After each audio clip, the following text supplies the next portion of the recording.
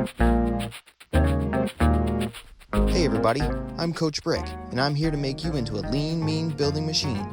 We're going to take it step by step and put together the coolest Lego sets out there so that you will have the tools and tricks you need to build whatever crazy thing you can imagine. Hey guys, welcome back to our Lego Ideas Dinosaur Fossils, set number 21320. This is Bag 6, Part 1. Let's get into it.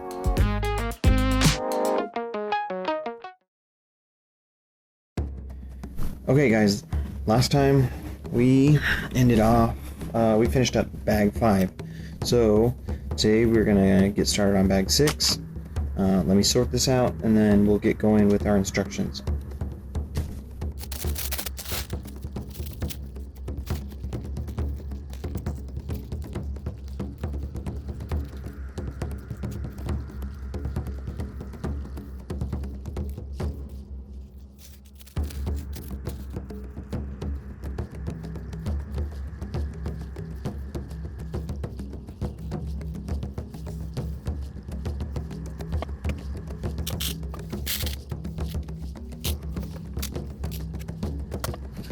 Okay guys, so let's pick up with page 48, and that's step 91. Last time we put our little T-Rex arms on, so now it looks like we're going to start building the tail. So let's set this aside. We need first a 2x2 tan plate, and then in step 92,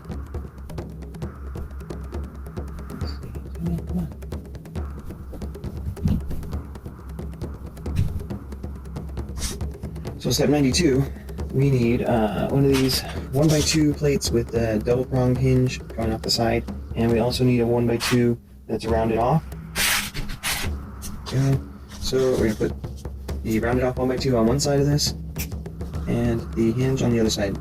Okay, then in 93, we need to make sure that we get a 1x2 that has one prong of a hinge. We need two of those, okay? There's a little box to double check that you get the single prong 1x2 plate, not the double prong, okay? So you need two of the single prongs. Then in 94, we want one of these 2x2 offset plates. Okay, so there's a single stud on the top there. And then in 95, you got one of these 1x2s that has the two spikes on the top. And you're going to put it on here so that the larger spike, you're going to put this this little post that's in between the anti-studs is going to go right into the center of that stud right there. Alright. Then make sure that the larger spike is towards these two prongs. And then we can go to step 96. In 96, there's a call-out box, but we're going to make two of these, okay? So we need a 1x2 with the single prong and a 1x2 with the double prong. And we're going to put the single prong on top of the double prong, facing in opposite directions, okay, like that. And then we're also going to put a spike 1x2 on those, right? So the larger spike is going to be towards the single prong, like so, and make one more of those. Okay, single prong and double prong, and a spike, and then you're going to clip these together, okay? Clip them together, and they're going to clip into this double pronged piece on the bottom there. Alright, so then we can go to 97, and in 97 the call-out box shows us that we need one of these dark gray 1x2s with the ball on the end, and we're going to put that on top of one of our rounded off 1x2s, white 1x2, and on top of that we need one of the single pronged 1x2 plates. It's going to stick off the opposite direction that ball sticks off. And we're going to put another spike on there. The spiked 1x2. Larger spike goes towards the single prong. And then we're going to clip it into the end. Alright? Now in 98, we're going to make almost the same exact thing, except we are going to use this piece right here. It's a dark gray 1x2 plate. It has a ball on one side and it has a ball socket on the other end. Alright, so then we're going to put a rounded off 1x2 underneath that. And then on top of that, one of those 1x2s with two spikes. The larger spike is going to go towards the ball socket. And then snap this ball into the ball socket. that. And then let's go to step 99. Alright, in the call-out box we need one of these inverted stepped curved slopes that has a 1x2 footprint. And we are going to put a 1x2 offset plate on top of that, and it's going to be center aligned. So see, under here it doesn't have the traditional post in between the anti-studs, it just has these two little ridges on each side. So that makes it so that you can stick it onto a stud centered like that, okay?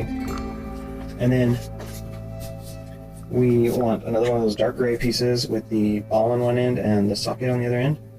Put that on there so that the socket is toward the side with the offset plate, like that. And then we want to put another one of those 1x2s with the two spikes. Larger spike is going towards the socket. And then put that into the end. Now, step 100. We want another one of those inverted 1x2 step slopes, and we want to put one of these. It's like a rounded off single stud plate, and it has a little handle on the end, this little bar handle going across it, okay? So that is going to go on the lower step of that curved slope, like that. And then on top of that, we want this light gray 1x2 with the ball socket.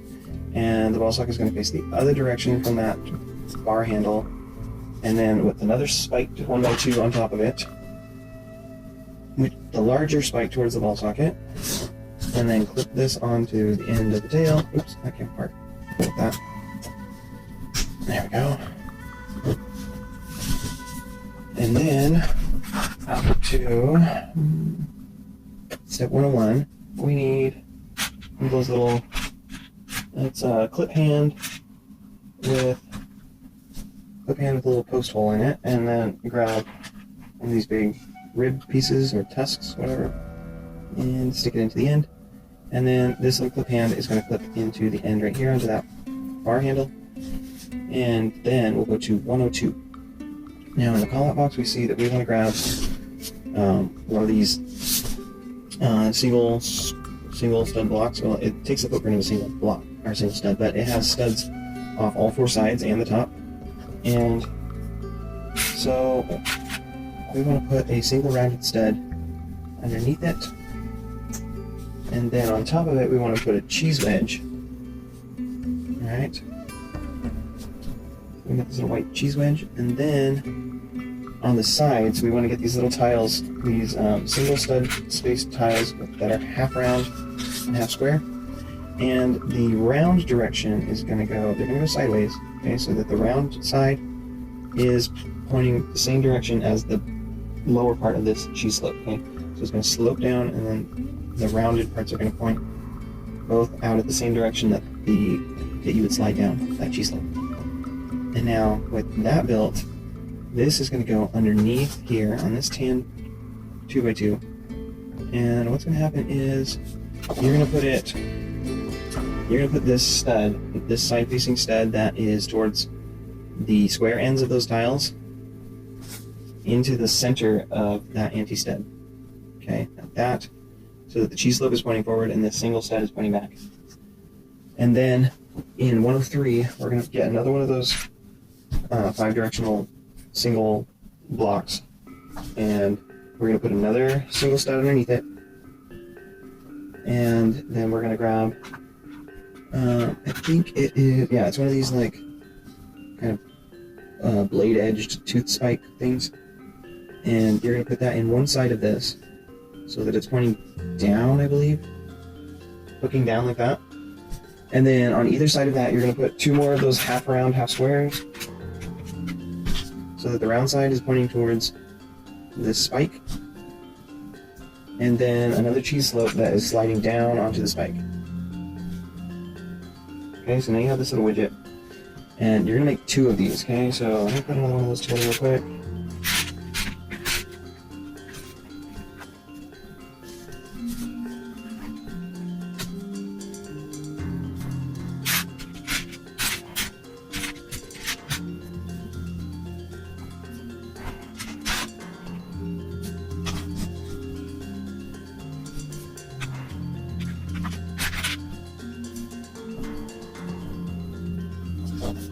Okay, and then these guys are going to clip on the underneath side here so that this side-facing stud is the only available stud left on this thing. It's going to go right into this post in between the anti-studs at the bottom of this next link, okay?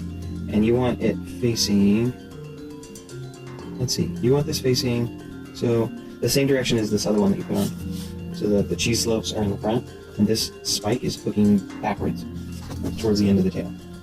Okay, so put both of those on there, just like that, and then we can go to 104. We're going to make 2 more of these little widgets that go underneath the tail. So we need one of these 5-directional blocks. 2 of them actually. We're going to make both of these at the same time. It's pretty much the same thing that we just made, with one small difference.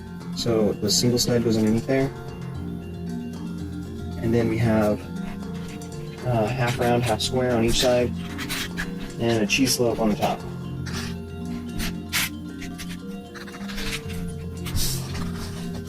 Okay, and then the only difference is that we're going to get this small little tooth piece instead of that bladed spike. Okay, it's still going to hook downwards. And you're going to put those on there. Same direction, sloping down onto the spike. The round ends pointing towards the spike.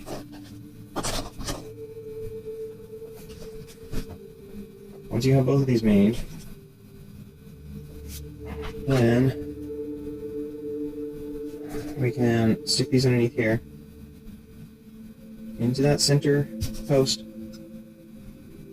and both of those rounded off 1x2s. Okay, so here's our tail, and then in 105 I bring this guy over again, and we're going to connect the tail. So see these 2 double-pronged hinge pieces? They're going to connect with our 2 single-pronged hinges. Right there, that, and you have this whole huge tail that you can articulate. Oop. And these little guys underneath here don't want to stay on very well, so you got to be kind of fragile with these, or gentle with these because they're fragile. All right.